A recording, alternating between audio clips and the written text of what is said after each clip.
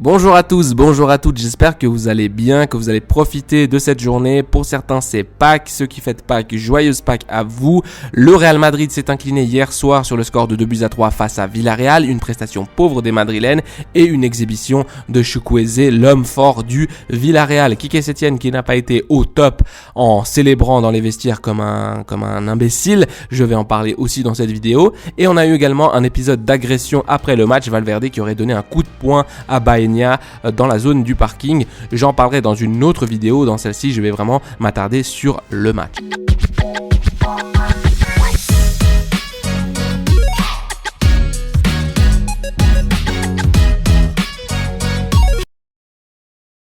En ce qui concerne la rencontre, 14e, bonne action de Vini sur l'aile gauche, entre dans la surface et frappe juste à côté de la gage de Reina. 16e, action sur percée de Asensio et combine sur la gauche avec Vini qui lui remet alors que le ballon allait sortir sur la ligne de fond. Asensio retouche le ballon qui divise sur Pau Torres, c'est 1-0 pour le Real Madrid avec beaucoup de chance. 19e minute, confusion dans la défense du Villarreal et Rodrigo qui presque en profite. Bonne sortie anticipation de Reina. 24e, frappe de loin de Chukwueze qui va être l'homme du match.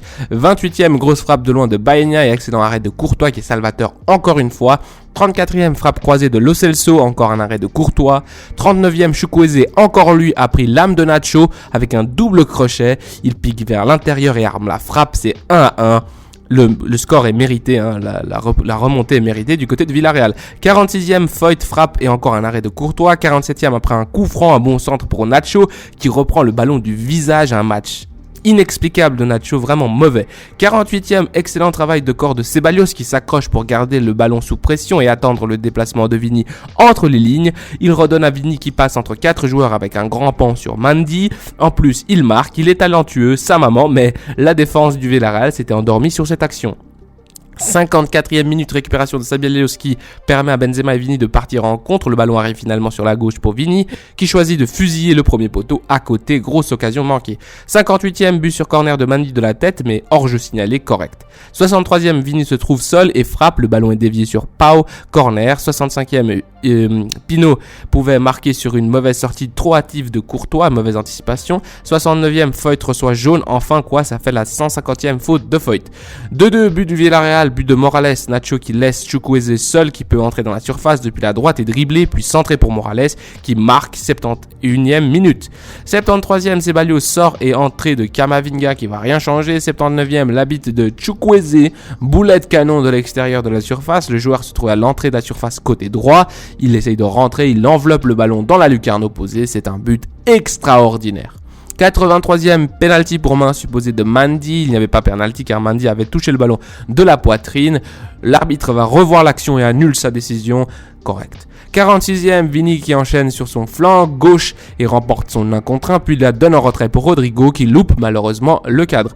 90e minute, frappe de loin de Nacho dans les nuages. 92e, coup franc de Rodrigo, déviation en corner. 93e, frappe de Modric dans les nuages. 95e, faute et coup franc pour le Real Madrid. Asensio encore une fois dans les nuages. Défaite méritée sur le score de 2-3.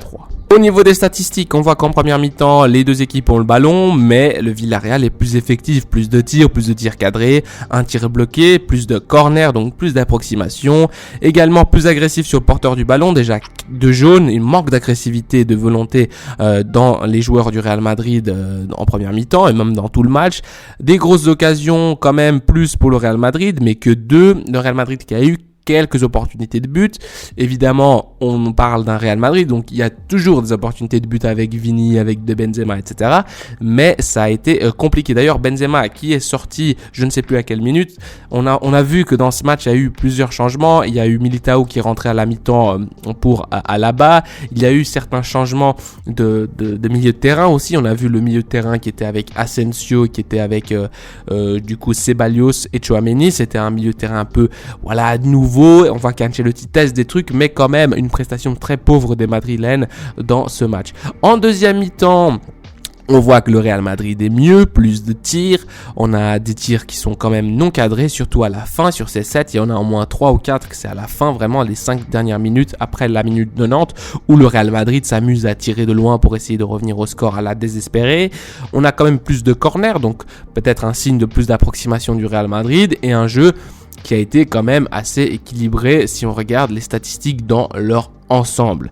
Mais ce que je voulais dire, c'est que si on regarde les tirs également, le Villarreal a de nouveau plus de tirs cadrés, 3 tirs à 2, et c'est un Villarreal qui a su jouer avec les faiblesses du Real Madrid. Ce n'était quand même pas le Real Madrid de Gala, on n'avait pas des Modric, on n'avait pas Kroos, comme j'ai dit, Benzema est sorti à un moment, et du coup le milieu de terrain était vraiment difficile, surtout que c'était Asensio en milieu droit, il était dans une position qui n'était pas vraiment celle que moi je lui préfère, c'est-à-dire en 10, en milieu axial, en milieu créateur. Il était milieu droit, il n'était pas non plus attaquant ailier droit, c'était Rodrigo, donc c'était un peu compliqué de ce côté-là. Le Real Madrid qui a donc fait une prestation assez pauvre dans l'ensemble. Je vais pas trop m'attarder dessus, juste le fait que le Real Madrid s'est senti parfois devancé tant en termes de possession de balle, mais tant en termes aussi d'idées. Il n'avait pas vraiment d'idées, le Real Madrid, qui était aussi moins rapide que son adversaire.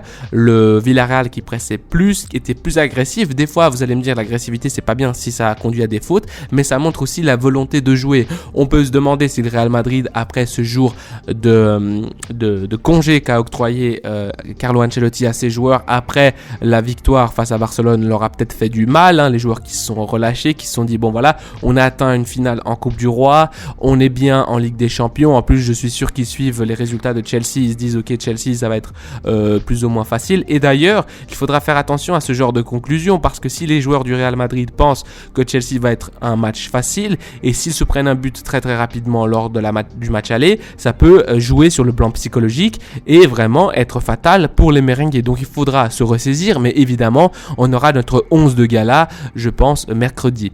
Du coup, c'est un match où on peut pas tirer vraiment trop de conclusions, dans le sens où évidemment les joueurs du Real Madrid sont professionnels, ils doivent montrer plus, ils ont un maillot qui est historique, ils ont un grand club de football, peut-être le meilleur au monde, et donc du coup il faut montrer plus que ça, même si évidemment les joueurs ne sont pas rentrés sur le terrain avec, disons, une motivation maximum. Ils savent qu'ils étaient déjà à 12 points, et maintenant si le Barça gagne aujourd'hui, je crois que c'est aujourd'hui qu'ils jouent, ils se retrouvent à 15 points derrière.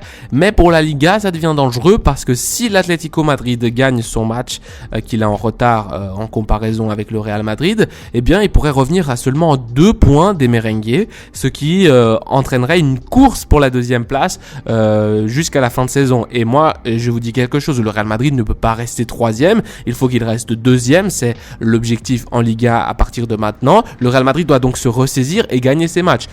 Mais bon, c'est le Villarreal, c'est pas non plus une petite équipe, c'est une grande équipe avec un coach qui, jusqu'à la fin du match, me paraissait très intéressant. Un coach qui, quand il a été au FC Barcelone, a essayé de proposer des trucs, mais s'est fait flinguer par des Lionel Messi, etc., qui ne le respectaient pas du tout. Un football intéressant de la part de Villarreal, construit sur les, disons, défaillances du Real Madrid. Le Real Madrid qui était quand même assez perdu sur le terrain et qui n'avait pas ne réussissait pas à combler les combinaisons entre les milieux de terrain et les ailiers de Villarreal, et surtout Chukwueze qui a complètement détruit Nacho, je pense, qui a fait son pire match de la saison de très très loin. On verra ce que ça donne pour la suite, mais le Real Madrid doit se reprendre et faire mieux. Maintenant, je vais juste dire quelques mots sur ce qui s'est passé dans les vestiaires, parce que ce clown de Quique Setién n'a aucune classe. Je voulais donc finir cette vidéo en parlant de Quique Setién et de son attitude exécrable en fin de partie. Les joueurs du Villarreal qui étaient contents, évidemment, battre le Real Madrid à la maison, c'est pas tous les jours. En plus, bon, c'est la seule équipe, je crois, qui déjà au match aller en Liga nous avait, le premier match en Liga où ils jouaient à la maison, avait battu le Real Madrid. Nous, on avait réussi à remonter au score face à Villarreal en coupe et du coup à se qualifier. Donc peut-être qu'ils avaient le mort, mais en tout cas, ça n'explique pas l'attitude de Quique Setién. Qu'est-ce qu'il a fait en fait? C'est que pendant que les joueurs du Villarreal célébraient, ils ont fait une espèce de hola en imitant Carlo Ancelotti et en disant un truc du style on va vous donner un jour de congé, on va vous donner un jour de congé olé olé, un truc comme ça. En gros, en imitant Carlo Ancelotti et le fait qu'il avait justement célébré de manière euphorique contre le FC Barcelone à la fin du match, et il avait dit justement, affirmé Carlo Ancelotti qu'il allait donner un jour de congé aux joueurs.